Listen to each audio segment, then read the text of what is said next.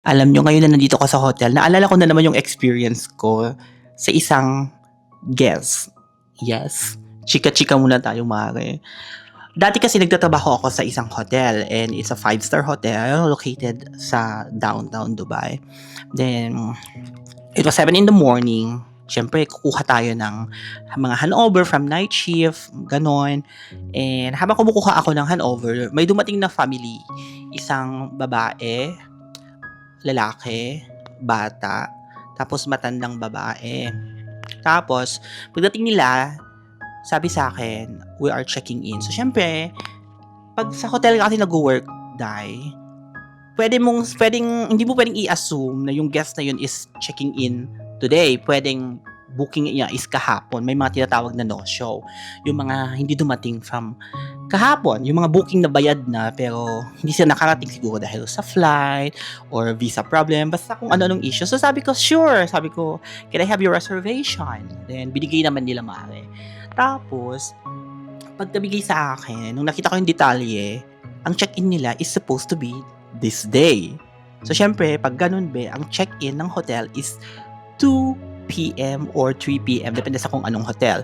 And ang early check-in, nakadepende yan sa availability ng kwarto. Kung hindi naman busy ang hotel, meron naman silang mga kwarto, they can actually allow you to check-in if may kwarto and at the same time, magdadagdag ka ng bayad kasi hindi ka pwede mag-check-in ng ganun kaaga like 7 in the morning dahil walang ganun maaari sa totoo lang.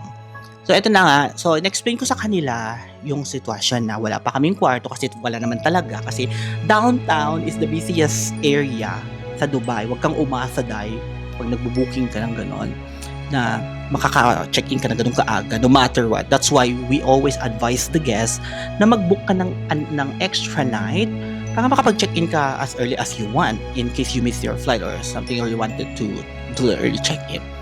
Tapos, eto na nga. Itong babae na, nakita ko pala yung Emirates ID ni Bakla. She is a doctor. She's a doctor dahil.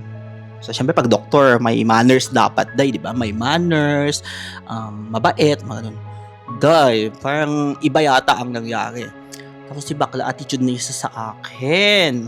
In-explain ko sa kanila na yung booking is ganito, wala pa kaming kwarto. Kung gusto nyo, we will do the pre-check-in process para later on, pag may kwarto nang ready, kayo na yung mauuna mag-check-in. And at the same time, kayo naman yung pinakaunang customer, pinakaunang guest na dumating.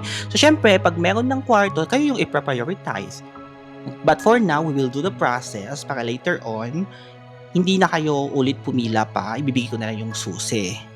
At the same time, you can also use our facilities. You can use the Wi-Fi, the swimming pool. You wanna roam around, you can store your luggages. Bakla, hindi maintindihan nung babaeng Chinese guy.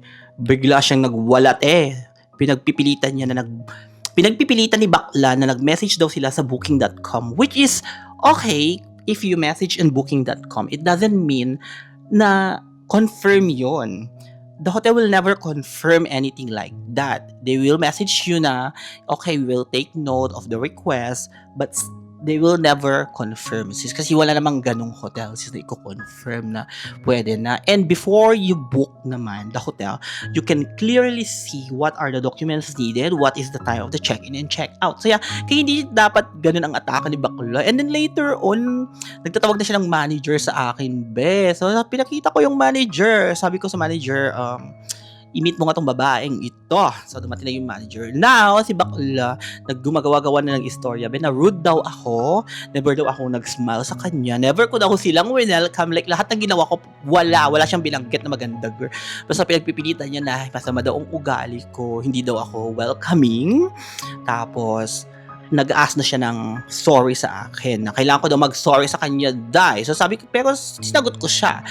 Sinagot ko talaga, girl. Sabi ko sa kanya, madam, first of all, hindi po kita binastos. Ganito ang sinabi ko, chu. And then, ngayon, babaliktarin mo na gano'n. So, pasensya na, pero hindi ako magsasorry. Magsasorry ako kung kamalian ko. And, yung manager ko naman, at that time, last day na niya sa work. Nagkataon naman na last day na sa work ng manager ko that time. And naniniwala naman siya na never akong gagawa ng gano'n sa guest. Kasi, For me, I'm treating everyone equal at may respeto ako sa mga tao, be. Hindi ako yung taong nambabastos ng wala lang dahilan, day. Hello, educated naman tayo, te. Pero si bakla, doktor na nga, walang manners, be. At saka ito pa, te, nakakaloka. Yung asawa niya pala is kabayan na lalaki, be. Pero parang under siya, te. Wala siyang ginawa, be. Instead, pumunta pa siya sa akin na parang tama yung asawa niya, be. Pinagpipilitan din niya na, na baka naman daw ganito. Ala, sabi ko, Diyos ko naman, kabayan. Sa tingin mo, papahirapan ko pa kayo paghintayin dito kung sakaling meron kaming kwarto. Tapos di rason na meron daw kasi silang nanay na matanda, which is I understand. Nakita ko, meron din kayong anak. Pero anong magagawa ko kung walang kwarto, di ba? Hindi ko naman pwedeng katukin yung mga nandun na natutulong na, oy, umalis na kayo kasi may dumating na may nanay na hindi makapaglakad ng maayos.